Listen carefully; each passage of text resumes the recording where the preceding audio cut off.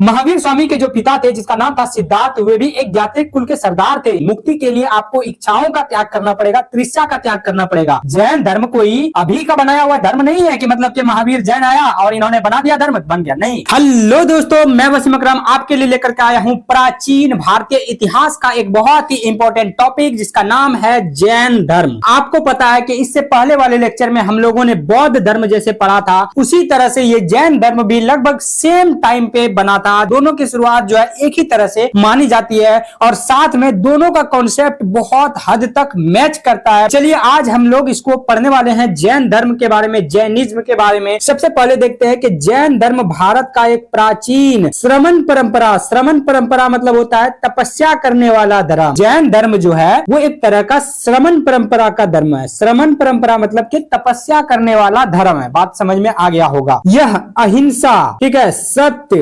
अपरिग्रह, त्याग के सिद्धांतों पर आधारित है। ये सभी टर्मिनोलॉजी जो हमने अभी बोला, अहिंसा किसको कहते हैं, सत्य किसको बोलते हैं, अपरिग्रह किसको बोलते हैं, त्याग किसको बोलते हैं, सभी चीजें आपको समझाएंगे। बस इतना अभी आप बेसिक देखिए। इसी वीडियो में मैं आपको सब चीज समझाऊंगा और इसके बाद इसका 25 क्वेश्चन भी कराऊंगा ताकि आपका कॉन्सेप्ट क्लियर हो सके। सबसे पहले जैन धर्म का जो है उद्देश्य देख लेते हैं कि इसका उद्देश्य क्या है। तो जैन धर्म का जो उद्देश्य है वो है कि आत्मा को जो है ना कर्म बंधों से मुक्ति प्रदान करना। जैसे कि हम लोगों ने देखा था बौद्ध धर्म में भी यही कॉन्सेप्ट था कि अगर मान के चलिए आपके अंदर कुछ इच्छा रह जाती है तो आपको मुक्ति नहीं मिलेगी। मुक्ति के लिए आपको इच्छाओं का त्याग करना पड़ेगा, तृष्णा का त्याग करना पड़ेगा, मतलब कि उम्मीद का त्याग करना पड़ेगा। तो ये चीजें बौद्ध धर्म में थी। तो जैन धर्म में भी उसी तरह से मिलता जुलता कॉन्सेप्ट है। इनका भी कहना है कि आत्मा जो होती है ना, इसको कर्म बंधों से जो है, काम का जो बंधन है, इससे क्या करना पड़ेगा, मुक्त करना पड़ेगा, आजाद करना पड़ेगा। और इस स्थिति को बोलते हैं कैवल्य ज्ञान। क्या बोलते हैं इसको, कैवल्य ज्ञान। कैवल्य ज्ञान प्राप्त करना होगा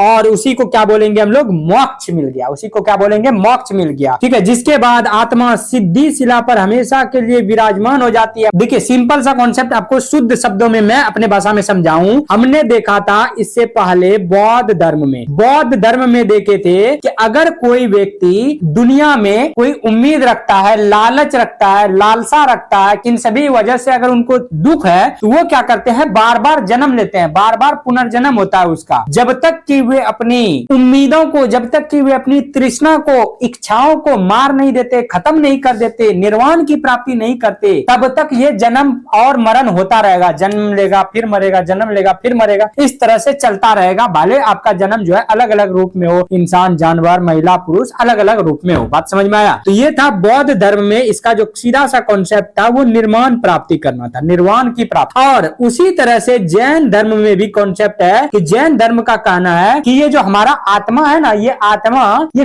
काम से बंधा हुआ है। हम लोग जो काम या उम्मीद ये सब चीज कर सकते हैं कि ये दुनिया से इसका रिश्ता बहुत मजबूत है। इस वजह से जो है ये बार बार हम लोग क्या करते हैं, जन्म लेते रहते हैं। बात समझ में आया। दुनिया से इसका बहुत ज्यादा मजबूत रिश्ता है, इसलिए हम लोग बार बार जन्म लेते हैं। लेकिन अगर इस रिश्ते को ही खत्म कर दिया जाए, दुनिया के मोह माया को छोड़ दिया जाए, दुनिया के लालच को हटा दिया जाए, तो हमें क्या मिल जाती है, उस आत्मा को काम से मुक्ति मिल जाती है। और जैसे ही मुक्ति मिलेगी उस स्थिति को कहते हैं कैवल्य ज्ञान की प्राप्ति हो जाना। जैसे वहां पर बोलते थे ना कि निर्वाण की प्राप्ति हो जाना, यहाँ पर बोलेंगे कैवल्य ज्ञान की प्राप्ति हो जाना, जिसको हम लोग कहते हैं मोक्ष प्राप्त करना। जिसके बाद क्या होता है कि हमारा जो आत्मा है वो दोबारा जन्म नहीं लेता, बल्कि वो क्या हो जाता है, सिद्धि शिला नाम करके एक जगह है, वहां पर जाकर के हमारी आत्मा जो है वो सुकून महसूस करते हैं, विराजमान हो जाते हैं। जैन धर्म में 24 तीर्थंकरों का उल्लेख है। जैन धर्म में टोटल कितने तीर्थंकर थे? तीर्थंकर मतलब समझिए कि जानकारी देने वाला, नॉलेज प्रदान करने वाला, जो आकर के समय समय पर आपको जो है बहुत सारी जानकारियां बताते हैं, जो आपको सच्चाई बताते हैं, जो आपको सही रास्ते पर चलने के लिए प्रेरित करते हैं, उसको क्या बोलते हैं, तीर्थंकर बोलते हैं। और इनमें से जो है सबसे पहले और जो सबसे अंतिम तीर्थंकर है वो बहुत ज्यादा फेमस है। चलिए सबसे पहले हम लोग देख लेते हैं प्रथम तीर्थंकर के बारे में, जो सबसे पहला तीर्थंकर है। जैन धर्म कोई अभी का बनाया हुआ धर्म नहीं है कि मतलब कि महावीर जैन आया और इन्होंने बना दिया धर्म बन गया, नहीं। जैन धर्म का मानना है कि ये जो हमारा धर्म है ये सदियों से चलता आ रहा है। सबसे लास्ट में 24वें तीर्थंकर महावीर जी आए थे और ये महावीर जी के बाद ही जैन धर्म का इस रूप को देखने के लिए मिलता है। तो मतलब इतना कि जैन धर्म की शुरुआत जो है बहुत पहले से हो चुकी थी। बात समझ में आया। जैन धर्म के अंतिम तीर्थंकर आए थे कौन,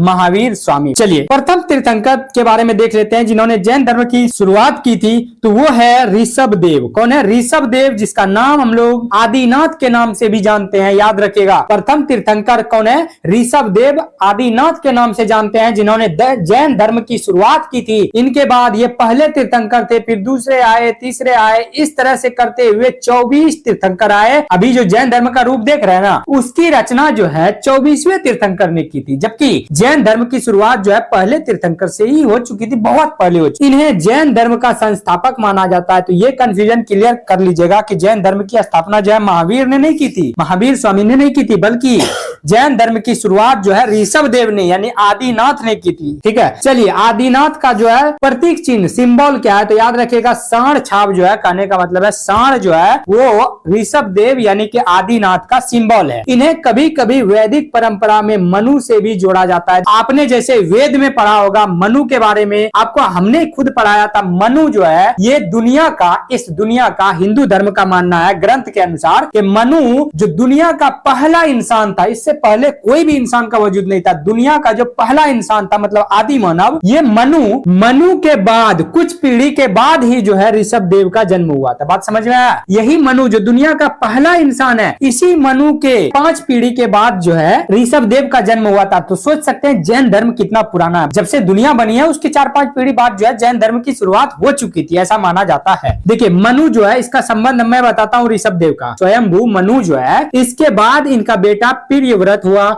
इसके बाद प्रियव्रत का बेटा हुआ अग्निर्द, और अग्निर्द का बेटा हुआ नाभि, और नाभि का ही बेटा है ऋषभ देव। ये याद रखना है। देखिए स्वयंभू मनु के बाद 5वें पीढ़ी में जो है ऋषभ देव का जन्म हुआ। तो इससे अंदाजा लगा सकते हैं जब से दुनिया बनी, जब से इंसान की शुरुआत हुई, उसके 5वें पीढ़ी में तो जैन धर्म की शुरुआत हो गई। तो लोग जो मानते हैं जैन धर्म की शुरुआत जो है मौर्य के कुछ साल पहले हुआ था, ये गलत बात। ये जो ऋषभ देव थे, इन्होंने मनुष्यों को कृषि सिखाया, व्यापार सिखाया और शासन व्यवस्था सिखाई। ये सभी चीजें इन्होंने सिखाने का प्रयास किया। इसके बारे में और हमें कुछ जानने की जरूरत नहीं है, क्वेश्चन नहीं पूछा जाता है। चलिए अब देख लेते हैं 23वें जो तीर्थंकर थे। देखिए 1 से लेकर के 22 तीर्थंकर तक तो कोई दिक्कत नहीं है, उतना पूछा नहीं जाता है। पहला पूछा जाता है, 23वां पूछा जाता है, फिर 24वां पूछा जाता है। तो 23वें तीर्थंकर थे जिसका नाम था पार्श्वनाथ, और जिनका जन्म कहां पर हुआ था? काशी बनारस में हुआ था। कहां पर? काशी बनारस में। पार्श्वनाथ के जो पिताजी थे जिसका नाम था अश्वसेन, अश्वसेन जो है इक्ष्वाकु वंश के जो है राजा हुआ करते थे। बात समझ में आया? तो इनका प्रतीक चिन्ह क्या है? 23वां तीर्थंकर पार्श्वनाथ का सिंबल क्या है? तो यह है सांप छाप, सर्प छाप। याद रखिएगा सांप जो है इसका सिंबल है सर्प, और जबकि हमने देखा था ऋषभ देव का सिंबल क्या था? सांड। इनके द्वारा क्या क्या शिक्षा दी गई? 23वें तीर्थंकर ने जो है जैन धर्म के बारे में क्या क्या शिक्षाएं अपने अनुयायियों को प्रदान किया? तो पार्श्वनाथ ने अपने अनुयायियों को 4 महाव्रत का पालन करने पर बल दिया। इन्होंने कहा कि 4 चीजों पर जो है आपको ध्यान देना चाहिए, आपको 4 चीजों का पालन करना चाहिए। वो क्या क्या है? याद रखिएगा। पहला है अहिंसा।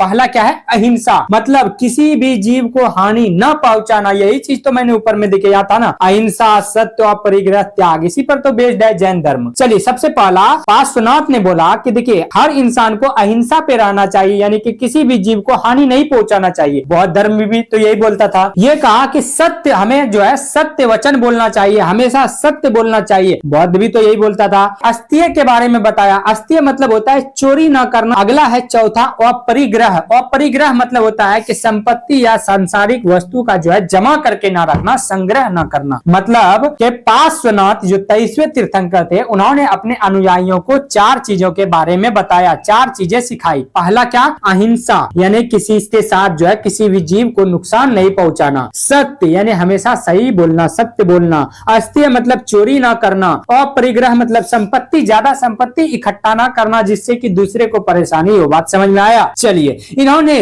तीर्थंकर परंपरा को पुनर्जीवित किया और धार्मिक तथा आध्यात्मिक क्षेत्र में सुधार किए। आपको भी पता है कि इससे पहले टोटल 22 तीर्थंकर आ चुके थे और ये 23वां तीर्थंकर थे। तो 23वें यानी तीर्थंकर परंपरा में ये चलते आ रहे थे, और इन्होंने कहा मेरे बाद भी एक तीर्थंकर आएगा। अगला जो तीर्थंकर आया 24वां तीर्थंकर हुए, कौन थे? महावीर स्वामी थे, जिन्होंने जो है इन 4 व्रतों के अलावा एक और व्रत जोड़ दिया जिसको बोलते हैं ब्रह्मचर्य। ब्रह्मचर्य, इसके बारे में हम लोग देखेंगे। ब्रह्मचर्य का मतलब होता है दूसरों को भी मुक्ति का मार्ग दिखाना, दूसरों को भी मोक्ष प्राप्त करने की तकनीक बताना, दूसरों की भी मोक्ष प्राप्त करने में हेल्प करना। तो ब्रह्मचर्य को भी जो है ये जोड़ा गया। किसके द्वारा? तो महावीर स्वामी के द्वारा जोड़ा गया। जोड़कर इसे पंच महाव्रत के रूप में स्थापित किया। अब जो है 4 महाव्रत नहीं हुआ करेंगे, अब अब महावीर स्वामी के बाद ये पंच महाव्रत बन जाएंगे। चलिए अब देखते हैं 24वें और अंतिम तीर्थंकर महावीर स्वामी के बारे में। और इसका जो बचपन का नाम था वो था वर्धमान, याद रहेगा, वर्धमान। महावीर स्वामी के बचपन का नाम वर्धमान था। चलिए इनके बारे में देखते हैं। इन्हें जैन धर्म का वास्तविक फाउंडर और पुनर्संगठक, रीऑर्गेनाइजर माना जाता है। मतलब देखिए, कहा जाता है कि इनसे पहले जो जैन धर्म है उनकी शिक्षा चरमरा चुकी थी। मतलब लोग जो है जैन धर्म को फॉलो नहीं करने लगे थे। लेकिन जब 24वें तीर्थंकर और अंतिम तीर्थंकर महावीर स्वामी यानी कि वर्धमान जब धरती पर आए तो इन्होंने जो जैन धर्म का प्रचार प्रसार किया, तो इसीलिए कहा जाता है कि ये रियल में फाउंडर है, ये वास्तविक फाउंडर है किसके, जैन धर्म के। और इन्होंने ही जैन धर्म को पुनर्संगठन किया, यानी कि जैन धर्म को फ्रेश तरीके से पेश किया लोगों के सामने। जैन धर्म के लिए नियम कानून बनाए, उसको अच्छे तरीके से लोगों के सामने एक्सप्लेन किए। बात समझ में आया? इसीलिए लोग मानते हैं कि जैन धर्म की शुरुआत जो है महावीर स्वामी के टाइम पे हुई, जबकि बुक के हिसाब से, ग्रंथ के हिसाब से ये बहुत पहले हो चुकी थी, क्योंकि इन्होंने इस धर्म को व्यापक रूप से प्रचारित किया, बहुत बड़े पैमाने पर इसका प्रचार प्रसार किया, इसकी वर्तमान संरचना स्थापित की। अभी जो हम लोग जैन धर्म को देखते हैं वो इन्हीं की देन है। चलिए देख लेते हैं महावीर स्वामी के बारे में। इनका डिटेल हम लोग को पढ़ना पड़ता है, ठीक है। इनके जन्म और प्रारंभिक जीवन के बारे में देखते हैं कि महावीर स्वामी का जन्म जो है 540 ईसा पूर्व में हुआ था। महावीर स्वामी का जन्म 540 ईसा पूर्व वैशाली के कुंडल ग्राम में हुआ था। याद रहेगा इतना, वैशाली के कुंडल ग्राम में हुआ था, ठीक है। कुंडल ग्राम एक जगह है वैशाली में, वहीं पर हुआ था। और मैं बताता चलूं, देखिए ये है 540 ईसा पूर्व, और इसी के कुछ साल पहले 563 ईसा पूर्व में बुद्ध का जन्म हो चुका था। मात्र 23 साल पहले हुआ था। जब महावीर स्वामी का जन्म हुआ था तो वो गौतम बुद्ध जो है वो 23 साल के उम्र के थे। बात समझ में आ गया होगा। अभी तक उन्होंने घर नहीं छोड़ा, ठीक है। तो दोनों धर्म एक ही टाइम पे फला फूला, ठीक है। महावीर स्वामी के जो पिता थे जिसका नाम था सिद्धार्थ, वे भी एक ज्ञात्रिक कुल के सरदार थे, यानी कि ज्ञात्रिक जो डिस्ट्रिक्ट है, ज्ञात्रिक डिस्ट्रिक्ट जो था उसके सरदार थे कुंडल ग्राम में। इनकी माता का नाम था त्रिशला, और त्रिशला जो है ये लिच्छवी के एक राजा थे जिसका नाम था चेटक, उसकी बहन। कहने का मतलब है जैन धर्म का 24वां तीर्थंकर महावीर स्वामी ये राजघराने से बिलोंग करते थे। इनके मामा का नाम था चेटक, इनके मामा का नाम था चेटक जो कि लिच्छवी के राजा थे। लिच्छवी की ही बहन थी त्रिशला, और त्रिशला की शादी सिद्धार्थ से हुई थी जिसका बेटा हुआ महावीर स्वामी यानी कि वर्धमान। वर्धमान की शादी यानी कि महावीर स्वामी की जो शादी हुई थी वो किसके साथ हुई थी, यशोदा के साथ हुई थी। और इनकी एक बेटी भी थी जिसका नाम था अनुजा प्रियदर्शनी, याद रहेगा। इसकी एक बेटी हुआ करती थी जिसका नाम था अनुजा प्रियदर्शनी। और इसका जो छाप है, सिंबल है, चिन्ह है, वो है सिंह छाप, यानी सिंह छाप। सिंह जो है इसका सिंबल है। हमने आपको 3 जैन तीर्थंकर के बारे में बताया, उसका सिंबल भी बताया, उसके बारे में डिटेल आपको बताया। एक तो हमने पहला बताया जिसको आदिनाथ बोलते हैं हम लोग, ठीक है, ऋषभ देव। दूसरा हमने बताया आपको 23वां तीर्थंकर पार्श्वनाथ जिसका सिंबल हमने आपको सांप बताया, और 24वां तीर्थंकर महावीर स्वामी जिसका जो है सिंह छाप बताया। चलिए अब आते हैं कि इन्होंने जो है इनको ज्ञान की प्राप्ति और इन्होंने संन्यास कैसे लिया, तो देखते हैं। सबसे पहले देखेंगे संन्यास के बारे में कि इन्होंने 30 वर्ष की आयु में अपने माता पिता की मृत्यु के बाद, देखिए हुआ क्या कि इनकी माता पिता की मृत्यु हो जाती है। इनका एक बड़ा भाई है जो कि बाद में क्या हुआ, इसके पिता के बाद जो है वहां का सरदार बन गया। बात समझ में आया? ज्ञात्रिक कुल का सरदार कौन बन गया, इसका बड़ा भाई बन गया। उस बड़े भाई से अनुमति लेकर के जब इनके माता पिता डेथ कर गए, 30 वर्ष की उम्र में जो है इन्होंने संन्यास ग्रहण कर लिया। 30 वर्ष की उम्र में इन्होंने घर त्याग दिया। और आपको पता है कि गौतम बुद्ध ने भी 27 वर्ष की उम्र में संन्यास लिया था, और उसके कुछ दिन बाद जो है महावीर स्वामी ने भी संन्यास ले लिया। चलिए अब आते हैं तपस्या के बारे में देखते हैं। इन्होंने 12 वर्षों तक कठिन तपस्या की। तपस्या का मतलब हरगिज ये नहीं होता है कि एक जगह पर बैठ करके एकदम ध्यान लगा के खाली पूजा पाठ करना तपस्या नहीं होता है, बल्कि इन्होंने नॉलेज ग्रहण किया, यानी पढ़ाई की, दूसरे से शिक्षा ग्रहण किया, समाज में घूमे फिरे, वहां से शिक्षा ग्रहण किया। इसको बोलते हैं कठिन तपस्या। बात समझ में आया? तो इन्होंने जो है 12 वर्षों तक कठिन तपस्या की, और कठिन तपस्या के बाद जो है इनको जिरिम्बिक गांव में रिजुपालिका नदी के तट पर एक साल के वृक्ष के नीचे 42 वर्ष की उम्र में जो है ज्ञान की प्राप्ति होती है। जैसा हमने बुद्ध के बारे में पढ़ा था कि 6 साल की तपस्या के बाद जो है उनको पीपल के वृक्ष के नीचे ज्ञान की प्राप्ति हुई थी, उसी तरह से महावीर स्वामी को 12 वर्षों की तपस्या के बाद जिरिम्बिक गांव में रिजुपालिका नदी के किनारे जो है एक साल के वृक्ष के नीचे, टोटल 12 साल तपस्या करेगा, 30 साल से लेकर के 12 साल तपस्या करेगा, 42 साल की उम्र में जो है इसको पूर्ण ज्ञान, जिसको हम लोग कैवल्य बोलते हैं, कैवल्य की प्राप्ति हुई। यानी कि इसको जो है जीते जी मोक्ष मिल गया। अब इनका दोबारा जन्म नहीं होगा। और मोक्ष मिलना मतलब क्या हो गया कि आपके अंदर जो आत्मा है वो शुद्ध हो गया।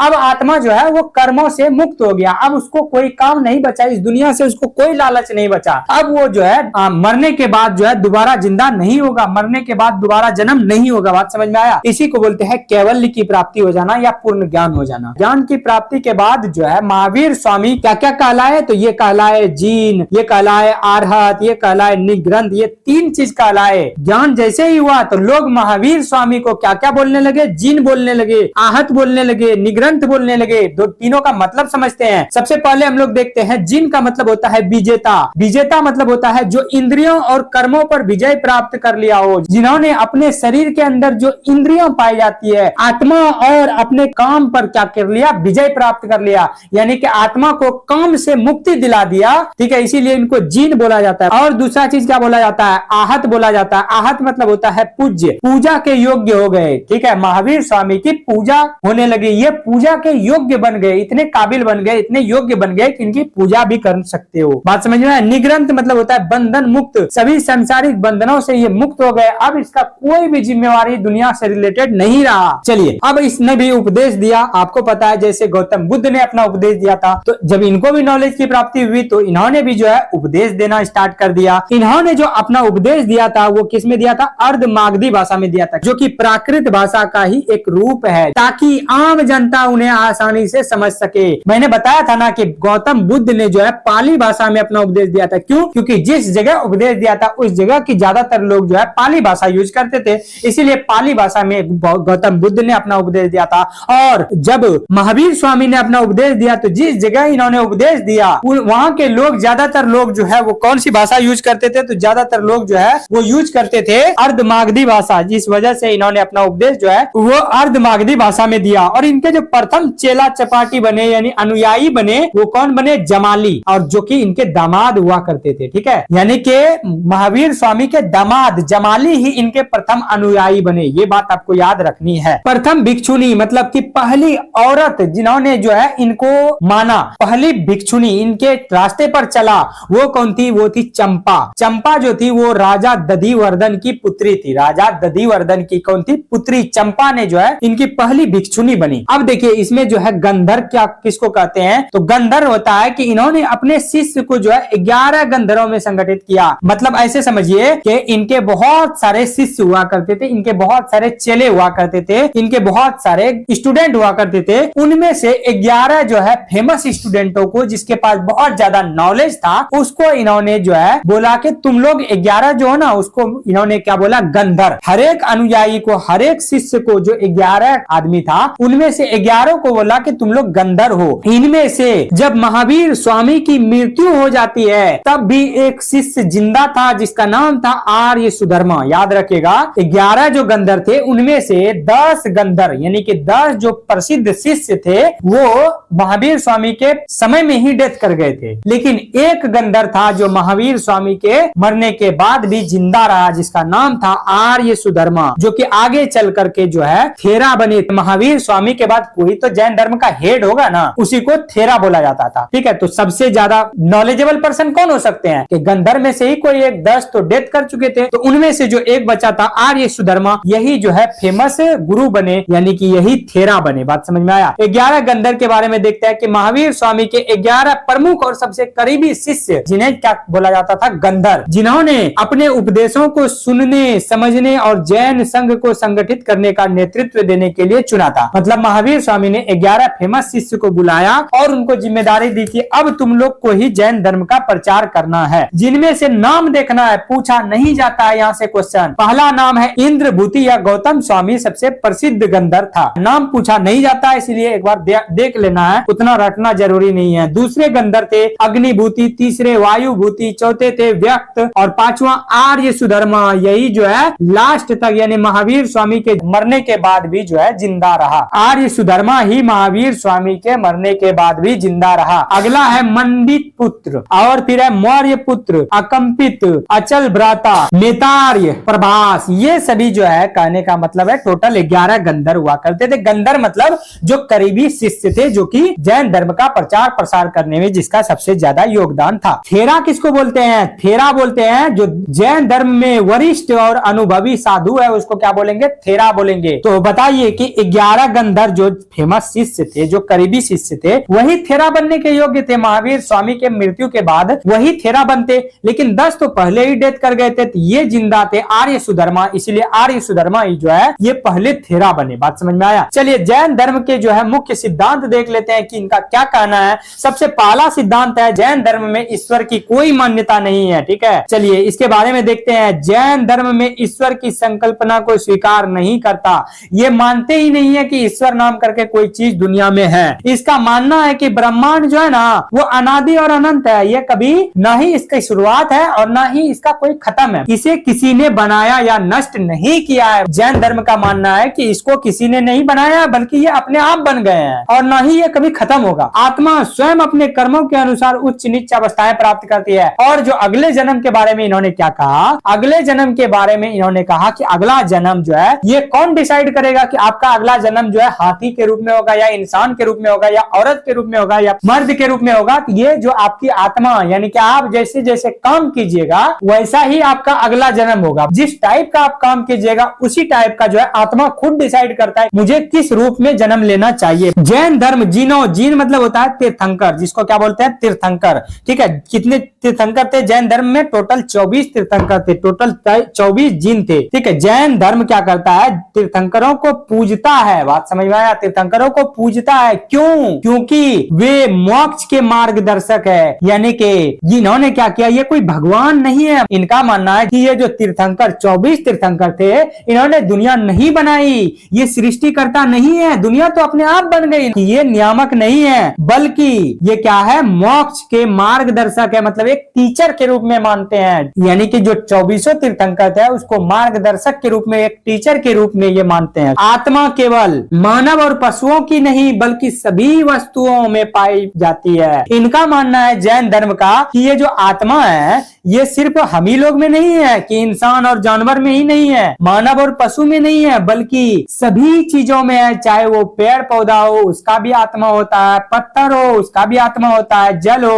उसका भी आत्मा होता है, अग्नि वायु सभी चीजों में आत्मा है। और ये आपस में एक रूप से दूसरे रूप बदलते रहते हैं, अपने काम के आधार पर जो है आत्मा अलग अलग रूपों में जन्म लेते रहते हैं जब तक कि उनको मोक्ष की प्राप्ति ना हो जाए। अगर मोक्ष की प्राप्ति हो गई तब वे जो है चले जाएंगे ऐसे जगह जहां से फिर से दोबारा वापस आने की जरूरत इन्हें नहीं है। और इनका देखिएगा द्वैत सिद्धांत के बारे में देखते हैं। द्वैत सिद्धांत के बारे में क्या कहता है, तो जैन धर्म का मानना है कि ये जो दुनिया है ये 6 द्रव्यों से मिलकर के बनी है। दुनिया जो है, ये जो हमारा दुनिया है ये 6 द्रव्यों से मिलकर के बनी है, 6 मैटर से मिलकर के बने हैं, जिनको 2 कैटेगरी में बांटा गया है। एक को बोलते हैं हम लोग जीव या सजीव, यानी कि जो जिंदा है। इस कैटेगरी में एक ही द्रव्य है जिसको बोलते हैं आत्मा, और दूसरा है अजीव, मतलब निर्जीव की बात कर रहा है, जो जिंदा नहीं है। मतलब जैसे हो गया पदार्थ से बना है हमारा दुनिया, समय से बना है, आकाश से बना है, धर्म से बना है, अधर्म से बना है। ये सभी चीजें क्या है, अजीब है। 5 चीजें अजीब है और एक चीजें जो है वो जीव है। तो ये 6 चीजों से जो है हमारी दुनिया बनी है। चलिए कर्मवाद के बारे में देखते हैं, इनका क्या कहना है। कर्मवाद और पुनर्जन्म के बारे में जैन धर्म का मानना है कि कर्म केवल कार्य नहीं है। ऐसा नहीं है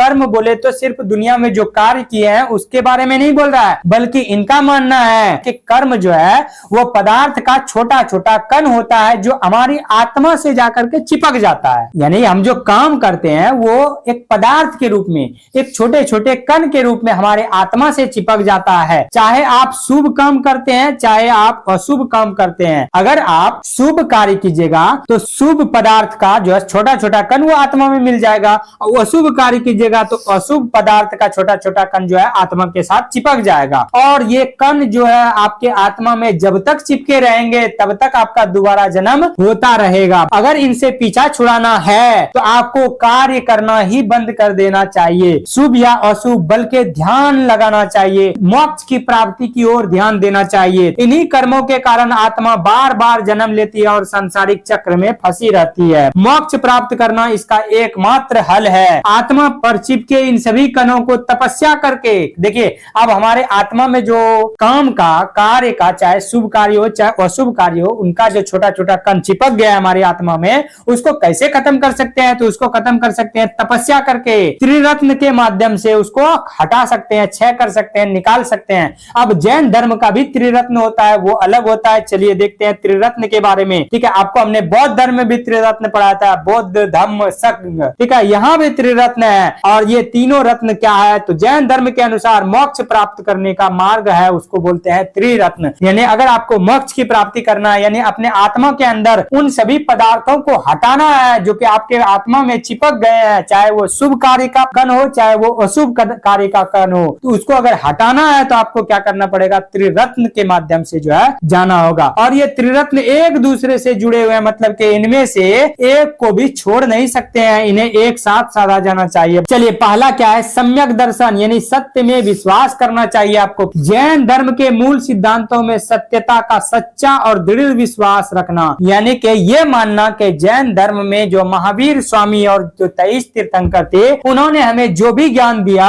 वो सही ज्ञान दिया, तो ये आपको मानना पड़ेगा पहली बात जैन धर्म में आने के लिए। दूसरा क्या है, सम्यक ज्ञान, यानी सही और पूर्ण ज्ञान, यानी आपको अंधभक्त नहीं बनना है बल्कि जो सही ज्ञान हो उनको जो है एक्सेप्ट करना। जीव और अजीव सहित जैन धर्म के सभी तत्वों का निसंदेह विस्तृत ज्ञान प्राप्त करना, यानी कि जैन धर्म से रिलेटेड आपको बहुत सारी जानकारियां प्राप्त करना जो है ये भी क्या है, एक त्रिरत्न का पाठ है। तीसरा है सम्यक आचरण, सही आचरण रखना या सदाचारी जीवन जीना, यानी अच्छे काम करना दुनिया में। त्रिरत्न कौन कौन से है, 3 रत्न यही है, सम्यक दर्शन, सम्यक ज्ञान और सम्यक आचरण। अगर आप इन तीनों चीजों को अच्छे तरीके से फॉलो करते हैं तो आपकी आत्मा को मोक्ष मिल जाती है, आपको पुनः दोबारा जो है पुनर्जन्म नहीं लेना पड़ेगा। चलिए अब आते हैं, इनमें कुछ पंच महाव्रत है। ठीक है, आपको हमने बताया था 23वें तीर्थंकर जो इससे पहले थे उन्होंने 4 महाव्रत के बारे में बताया था, और फिर जाकर के महावीर स्वामी ने 5वें महाव्रत जो है जोड़ा। पहला महाव्रत क्या था, अहिंसा, किसी जीव को चोट नहीं पहुंचाना। दूसरा महाव्रत क्या है, सत्य, यानी कि सदैव सत्य बोलना। तीसरा महाव्रत है चोरी न करना। ठीक है, उसी तरह से चौथा महाव्रत है अपरिग्रह, मतलब किसी भी वस्तु धन संपत्ति का संग्रह या मोह माया न रखना। तो ये 4 महाव्रत किसने दिया था, ये 4 महाव्रत दिया था 23वें तीर्थंकर पार्श्वनाथ ने। बाद में जब 24वें तीर्थंकर महावीर स्वामी आए तो उन्होंने एक और चीज जोड़ा, 5वां महाव्रत, जिसको बोलते हैं ब्रह्मचर्य, मतलब के यौन आचरण में विरत न रहना, यानी कि आपको गलत तरीके से जो है बलात्कार वगैरह से, रेप वगैरह से दूर रहना है। तो ये 5वां महाव्रत है। जब महावीर स्वामी की मृत्यु हो जाती है तो जैन धर्म भी जो है ये 2 भागों में विभाजित हो जाती है। चलिए इसको हम लोग देखेंगे, जिसमें हम लोग देखेंगे श्वेतांबर के बारे में और दिगंबर के बारे में। चलिए हम लोग पढ़ते हैं सेक्ट ऑफ जैनिज्म, मतलब जैन धर्म का विभाजन किसमें हुआ। तो जैन संघ का प्रमुख विभाजन लगभग 300 ईसा पूर्व में मगध में पड़े 12 वर्षों के भीषण अकाल के कारण हुआ क्या था, 300 ईसा पूर्व के आसपास जो है 12 सालों तक अकाल पड़ा था मगध में। अब सोच के देखिए, जब इतना अकाल पड़ेगा तो क्या करेंगे कि अकाल के दौरान भद्रबाहु, जो कि जैन धर्म का एक बहुत ही प्रसिद्ध धर्म गुरु हुआ करता था, उनके नेतृत्व में जैन भिक्षुओं का एक समूह दक्षिण भारत यानी कर्नाटक चला गया। जब बहुत ज्यादा अकाल पड़ा, 12 साल का अकाल पड़ा, तो भद्रबाहु ने अपने चेले चपाटे शिष्यों को लेकर के क्या किए, दक्षिण भारत यानी कर्नाटक की ओर चल दिए। लेकिन कुछ लोग यहीं पर रुक गए कि नहीं, हमें तो यहीं रहना है, चाहे मरे चाहे जिए, हमें यहीं पर रहना है। किसके नेतृत्व में, स्थूलभद्र के नेतृत्व में। याद रखेगा, स्थूलभद्र के नेतृत्व में दूसरा समूह मगध में ही रहा, चाहे जो भी हो हमारा हश्र, हम रहेंगे तो मगध में ही। और भद्रबाहु जो है कुछ लोगों को कर्नाटक लेके चले गए, जिनमें से मौर्य वंश के जो संस्थापक थे चंद्रगुप्त मौर्य, उनको भी लेकर के वे दक्षिण भारत यानी कर्नाटक चले गए थे। और वहीं पर जो है मौर्य वंश के चंद्रगुप्त मौर्य ने अपने जीवन को त्याग दिया था। ठीक है, चलिए उसके बारे में भी देखेंगे। भद्रबाहु के वापस लौटने पर मगध के साधुओं से इनका गहरा मतभेद हो गया, जिसके परिणाम स्वरूप जैन मत जो है 2 भागों में बट गया, श्वेतांबर और दिगंबर। देखिए हुआ क्या, जब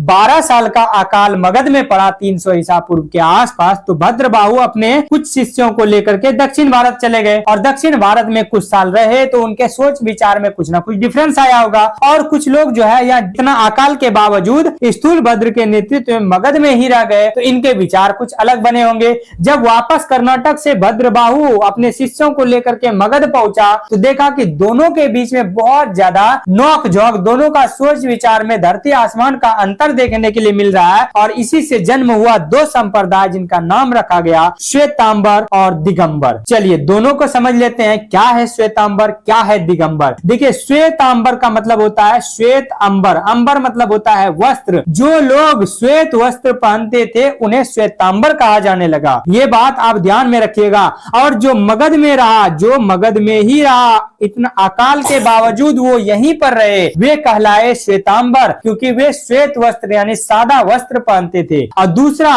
जो कर्नाटक चले गए थे, जो कर्नाटक चले गए थे, वे कहलाए दिगंबर, यानी कि दिस ही अंबर है, यानी कि दिशा ही जिसका वस्त्र है। यानी इनका मानना था दिगंबर का कि हमें इंसान को कपड़े पहनने की क्या जरूरत है, दिशा यानी कि सही डायरेक्शन ही तो हमारा वस्त्र है। अगर हमारा डायरेक्शन सही है, अगर हमारी सोच सही है, तो हमें वस्त्र की क्या जरूरत है। इसीलिए जो है ये क्या होते थे, ये नंगे रहते थे। दिगंबर जो है वो अभी भी नंगे ही रहते हैं। दिगंबर साधु जो कर्नाटक से वापस आए थे, किसके नेतृत्व में, भद्रबाहु के नेतृत्व में, वे अभी भी नंगे ही रहते हैं। उनका मानना है कि ये दिशा यानी सही डायरेक्शन ही हमारा वस्त्र है, कि लोगों के जब सोच अच्छे हो गए हैं तो हमें वस्त्र पहनने की क्या जरूरत है। और जो लोग मगध में रहे वे मानते नहीं, गलत बात है, हमें वस्त्र पहनने की जरूरत है, और ये लोग सफेद वस्त्र पहनने लगे थे। अब देखिए यहाँ पर महिला के बारे में दोनों की सोच में अंतर देखने के लिए मिलेगा श्वेतांबर और दिगंबर में। यानी कि जो मगध वाले हैं, देखिए श्वेतांबर को मैं मगध वाला बोलूंगा और दिगंबर को मैं कर्नाटक वाला बोलूंगा। मगध वाले मानते हैं कि महिला जो है इसी जन्म में मोक्ष प्राप्त कर सकती है, यानी कि महिला भी अगर सही साधना करेगी, सही ध्यान करेगी, महिला भी अगर सही कर्म करेगी, त्रिरत्न का पालन करेगी, पंचव्रत का पालन करेगी, तो महिला भी जो है इसी जन्म में मोक्ष प्राप्त कर सकती है। जबकि कर्नाटक वाले का मानना है, यानी कि दिगंबर का, कि महिलाओं को इस जन्म में मोक्ष की प्राप्ति होना संभव नहीं है, उन्हें अगले जन्म पुरुष के रूप में लेना पड़ेगा। जब वे पुरुष के रूप में जन्म लेंगे तब जाकर के जो इनको मोक्ष की प्राप्ति होगी। मगध वाले बोलते हैं कि महिला हो चाहे पुरुष सब समान है, अगर वे सही कार्य करेंगे, त्रिरत्न का पालन करेंगे, पंचव्रत का पालन करेंगे, तो वे भी मोक्ष प्राप्त कर सकते हैं। लेकिन कर्नाटक वाले, दिगंबर वाले भैया बोलते हैं कि देखो महिला जो है वो मोक्ष प्राप्त करने के लिए बनी ही नहीं है, बल्कि इनको अगला जन्म पुरुष के रूप में लेना होगा, तब जाकर के इनको जो है कहीं मोक्ष की प्राप्ति होगी। अब देखिए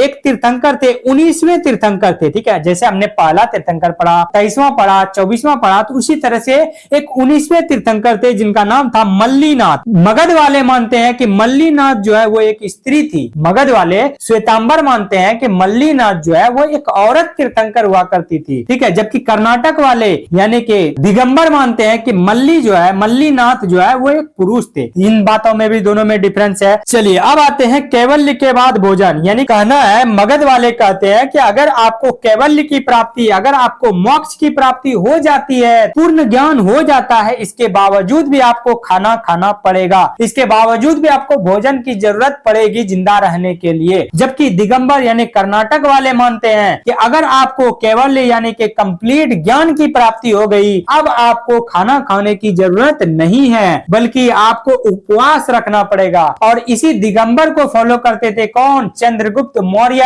और आपको पता है उपवास रखने के कारण ही उसकी मृत्यु हुई थी। आगे देखते हैं प्रसार क्षेत्र की, ये जो श्वेतांबर है, मगध वाले जो जैन है, ये कहां कहां फैले, तो ये जो है मुख्य रूप से गुजरात में फैले, उत्तर भारत में, राजस्थान में फैले, महाराष्ट्र में फैले, और उत्तरी भारत वाले क्षेत्र में जो है ये सब फैले। जबकि दिगंबर जो नंगे रहते थे कर्नाटक वाले, इसका जो मुख्य प्रचार प्रसार हुआ वो कर्नाटक में या दक्षिण भारत में हुआ। चलिए मूल ग्रंथ के बारे में क्या मानना है दोनों का। श्वेतांबर का मानना है कि आगम ग्रंथ जो है ना वो अभी भी हमारे पास मौजूद है, किस रूप में, 12 अंग के रूप में मौजूद है। जबकि दिगंबर कर्नाटक वाले का मानना है कि मूल आगम ग्रंथ जो है वो लुप्त हो चुके हैं, गायब हो चुके हैं। ग्रंथों की भाषा, अब देखिएगा ग्रंथों की भाषा दोनों में डिफरेंस है। आपको पता है कि श्वेतांबर मगध वाले जो किताब लिखे, जो ग्रंथ लिखे, वे प्राकृत या अर्धमागधी भाषा में लिखे, प्राकृत या अर्धमागधी भाषा में लिखे, क्योंकि इधर के लोग, मगध के आसपास के लोग जो है वो अर्धमागधी बोलते थे। इस वजह से जो है उन्होंने उपदेश जो है श्वेतांबर ने अर्धमागधी में दिया। जबकि जो कर्नाटक चले गए थे दिगंबर, उनके जो धार्मिक ग्रंथ है उसकी भाषा क्या है, संस्कृत है। क्या है, संस्कृत है। चलिए अब देख लेते हैं जैन मीटिंग्स। जैन धर्म की 2 काउंसिल हुई थी, परिषद हुई थी, उनके बारे में देखते हैं। जैसे कि आपको बताए थे बौद्ध धर्म में टोटल 4 काउंसिल हुई थी, उसी तरह से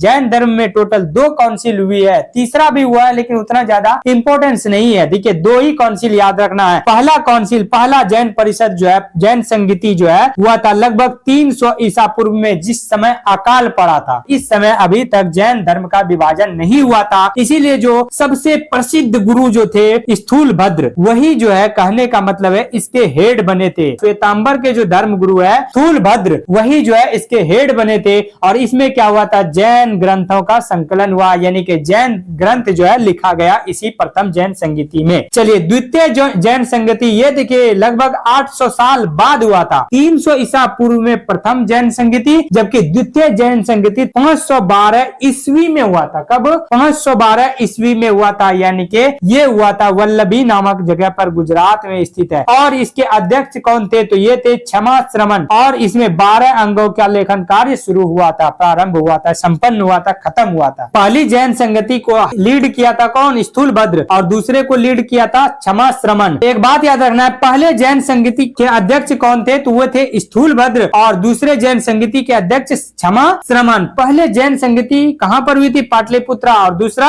वल्लभी गुजरात में। और पहले जैन संगति में हुआ क्या था, जैन ग्रंथ का संकलन हुआ था, जैन ग्रंथ को लिखा गया। जबकि दूसरे जैन संगति में क्या हुआ, 12 अंगों को लिखा गया। बात समझ में आया? चलिए अब देख लेते हैं जैन धर्म के कुछ संरक्षक राजा थे, कुछ ऐसे राजा जिन्होंने जैन धर्म को प्रोटेक्ट किया और उन्होंने खुद भी जैन धर्म को स्वीकार किया। चलिए जिसमें से पहला नाम आता है चंद्रगुप्त मौर्य का, जो कि मौर्य वंश के राजा थे, जो कि क्या थे, मौर्य वंश के संस्थापक भी थे और राजा भी थे। ठीक है, वृद्धावस्था में जैन भिक्षु बन गए, और ये जब बूढ़े हुए, जब बुजुर्ग हुए, तो जैन धर्म के अनुयायी बन गए, जैन भिक्षु बन गए। ठीक है, जैन धर्म को एक्सेप्ट किया, और 12 वर्षों के अकाल के दौरान वे भद्रबाहु के नेतृत्व में दक्षिण भारत यानी कर्नाटक चले गए, और कर्नाटक के श्रवणबेलगोला में संथारा, जिसको संलेखना पद्धति बोलते हैं, संलेखना पद्धति द्वारा भूखे रहकर उपवास द्वारा शरीर का त्याग किया। देखिए कहा जाता है कि चंद्रगुप्त मौर्य जब बूढ़े हो गए थे तो अपने बेटे को मगध का राजा बना करके वे भद्रबाहु के साथ अकाल के टाइम पे कर्नाटक चले गए, और कर्नाटक में जो है तपस्या किया। कर्नाटक में के श्रवणबेलगोला में जो है ये जब इनको संपूर्ण ज्ञान की प्राप्ति हो जाती है, इनको तपस्या के बाद जब ज्ञान की प्राप्ति मोक्ष मिल जाता है, तो ये क्या करते हैं, भूखे रह करके उपवास कर करके अपने शरीर को त्याग देते हैं। जैसा कि हमको ने बताया था कि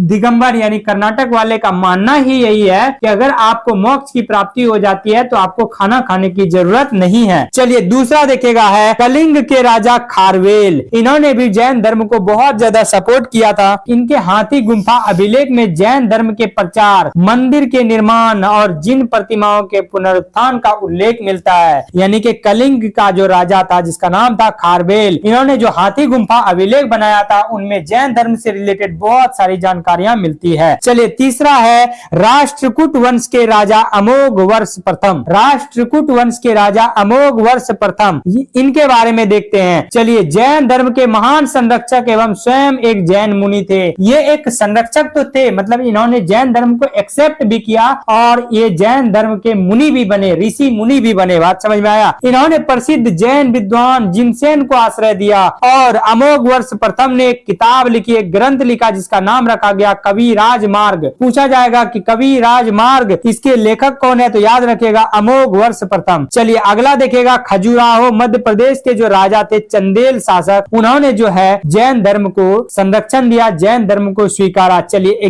10वीं 11वीं शताब्दी के बीच खजुराहो में कई भव्य जैन मंदिर का निर्माण कराया गया। अगला देखिएगा चामुंडा राय, ये गंग वंश के एक मंत्री हुआ करते थे। गंग वंश के दक्षिण भारत में जो गंग वंश है कर्नाटक में, वहां के एक मंत्री हुआ करते थे, और ये जैन धर्म का जो दिगंबर वाला कर्नाटक वाला मतलब जो जैन धर्म का समुदाय है उसको पालन करते थे। तो जैन धर्म के प्रति गहरी आस्था रखने वाले मंत्री कौन थे, चामुंड राय। इन्होंने 10वीं शताब्दी में श्रवणबेलगोला में बाहुबली, जिसको गोमतेश्वर बोला जाता है, उसकी 57 फीट यानी 18 मीटर की ऊंची प्रतिमा बनाई थी। चामुंड राय ने ही बाहुबली की मूर्ति बनाई थी। कहां पर, श्रवणबेलगोला में। जैन धर्म के महत्वपूर्ण ग्रंथ के बारे में देख लेते हैं। जैन धर्म में कौन कौन से ग्रंथ है। जैन साहित्य को मुख्य रूप से आगम साहित्य बोला जाता है, जिनमें तीर्थंकरों के उपदेश का संग्रह है। जो बातें महावीर स्वामी ने बोला उन चीजों को ये नोट करके एक जगह पर एक ग्रंथ की रचना की, उस ग्रंथ को बोलते हैं आगम साहित्य। जिसमें से पहला किताब है कल्पसूत्र, और कल्पसूत्र की रचना कर्नाटक वाले भद्रबाहु ने की थी। कल्पसूत्र की रचना किसने की थी, कर्नाटक वाले भद्रबाहु ने की थी। जब जैन धर्म का कोई विभाजन नहीं हुआ था तो उसी टाइम पे जो है इन्होंने जैन धर्म के कल्पसूत्र की रचना की थी। और ये दिगंबर और श्वेतांबर विभाजन से पहले के महान आचार्य थे, यानी जब विभाजन नहीं हुआ था, तो उस टाइम के ग्रेट गुरु थे, ग्रेट आचार्य कौन, ये थे भद्रबाहु। चलिए अब आते हैं कि यह ग्रंथ मुख्य रूप से तीर्थंकरों की जीवनियों, यानी कि इसमें क्या है, महावीर स्वामी की जीवनी है, पार्श्वनाथ की जीवनी है, ऋषभदेव की जीवनी है और उनके मोक्ष प्राप्त करने का वर्णन है कि इन लोगों ने कब कब जो है मोक्ष की प्राप्ति की, कब कब जो है इन्होंने निर्वाण की प्राप्ति की। बात समझ में आई। चलिए इनका एक पर्व है, जैन धर्म में एक पर्व है जिसको बोलते हैं पर्युषण पर्व, जिनको क्या बोलते हैं, पर्युषण पर्व, और ये आत्मा की शुद्धि के लिए मनाया जाता है। बात समझ में आया। कौन मनाता है, श्वेतांबर मगध वाले मनाते हैं। कौन मनाता है, श्वेतांबर मतलब मगध वाले मनाते हैं, जो सफेद वस्त्र पहनते हैं। आगम साहित्य दूसरा किताब है, आगम साहित्य। पहला किताब था कल्पसूत्र और दूसरा किताब है आगम साहित्य, जैन धर्म के मूल पवित्र ग्रंथ। याद रहेगा, आगम साहित्य जो है वो जैन धर्म के मूल पवित्र ग्रंथ है, जिनमें महावीर स्वामी के उपदेश शामिल है। यानी महावीर स्वामी ने जो भी उपदेश दिया था उसको जो है किस बुक में रखा गया है, उसको रखा गया है आगम साहित्य के अंतर्गत। श्वेतांबर संप्रदाय इन ग्रंथों को मान्यता देता है, जबकि दिगंबर यह मानते हैं कि मूल ग्रंथ लुप्त हो चुके हैं। श्वेतांबर का मानना है कि हमारे पास जो है अभी भी किताब मौजूद है, हमारे पास अभी भी जैन आगम मौजूद है, जबकि कर्नाटक वाले दिगंबर का कहना है कि जो ओरिजिनल आगम ग्रंथ है वो लुप्त हो चुके हैं, वे खत्म हो चुके हैं। चलिए अब देख लेते हैं अंग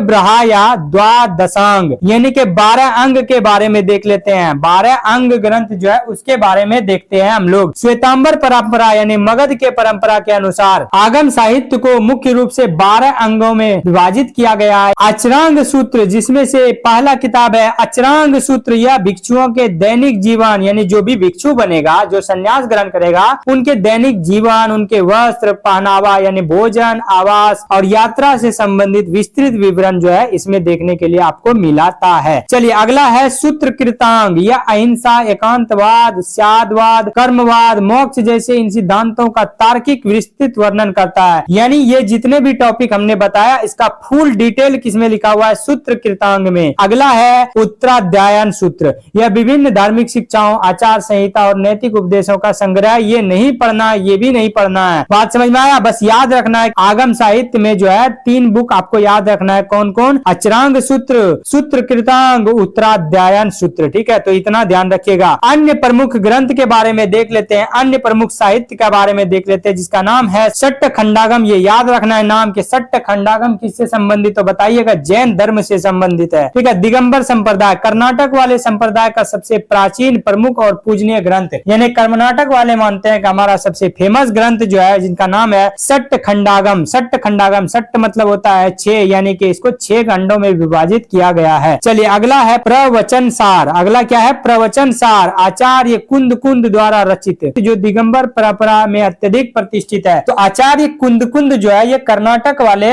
जैन धर्म से संबंधित है और ये मानते हैं कि दिगंबर वाले जो कर रहे हैं वो सही है। अगला देखेगा परिशिष्ट पर्व, भी एक किताब है जिसके लेखक कौन है, आचार्य हेमचंद्र। आचार्य हेमचंद्र द्वारा लिखित यह ग्रंथ प्रारंभिक जैन आचार्यों और भारतीय ऐतिहासिक राजाओं जैसे चंद्रगुप्त मौर्य के जीवन, जैन धर्म से संबंधित होने का इतिहास पेश करता है। किताब का नाम याद रखना है, इधर वाला याद रखने का जरूरत नहीं है। चलिए अब आते हैं लास्ट, यही देखिए इतना के बाद क्वेश्चन स्टार्ट हो जाएगा। महावीर के निर्माण यानी मोक्ष की प्राप्ति के बारे में देखते हैं। जैन धर्म में मोक्ष या केवल्य की प्राप्ति के बाद शरीर त्यागना, यानी अगर आपको जैन धर्म में ज्ञान की प्राप्ति हो जाती है, केवल्य की प्राप्ति हो जाती है, निर्वाण की प्राप्ति हो जाती है, तो अब आपको भूखे रह करके उस शरीर को त्याग करना होगा। 72 वर्ष की आयु में 468 ईसा पूर्व में पावापुरी, जो कि वर्तमान बिहार के राजगीर जिले में स्थित है, वहीं पर मल्ल के राजा सृष्टिपाल के दरबार में जो है इनको निर्वाण की प्राप्ति हुई थी। वहां पर इन्होंने कुछ खाया पिया था, जिस वजह से जो है इनको निर्वाण की प्राप्ति हो गई थी। जिस दिन भी जैन धर्म में महावीर स्वामी को निर्वाण की प्राप्ति हुई, उसी दिन को जैन धर्म में जैन दीपावली के रूप में मनाया जाता है। माना जाता है कि उस रात सभी देवताओं ने दीप जलाकर अंधकार दूर किया था। भगवान महावीर के बाद उनके गंधर्व आर्य सुधर्मा ने जैन धर्म का नेतृत्व संभाला। आपको हमने बताया था जब भगवान महावीर की मृत्यु हो जाती है तो उनके बाद जो है टोटल 11 गंधर्व बच गए, जिनमें से 10 तो पहले ही डेथ कर गए, एक आर्य सुधर्मा बचा जिनकी डेथ जो है महावीर स्वामी के बाद हुई थी। चलिए अब आते हैं जैन धर्म के प्रमुख कला और स्थापत्य केंद्र। चलिए पहला देखते हैं मथुरा कला के बारे में। मौर्योत्तर और कुषाण युग में यह एक प्रमुख जैन कला केंद्र था। यहाँ से जैन तीर्थंकरों की खड़ी और बैठी हुई मूर्तियों के बाद बारे में कई उदाहरण मिले, यानी कि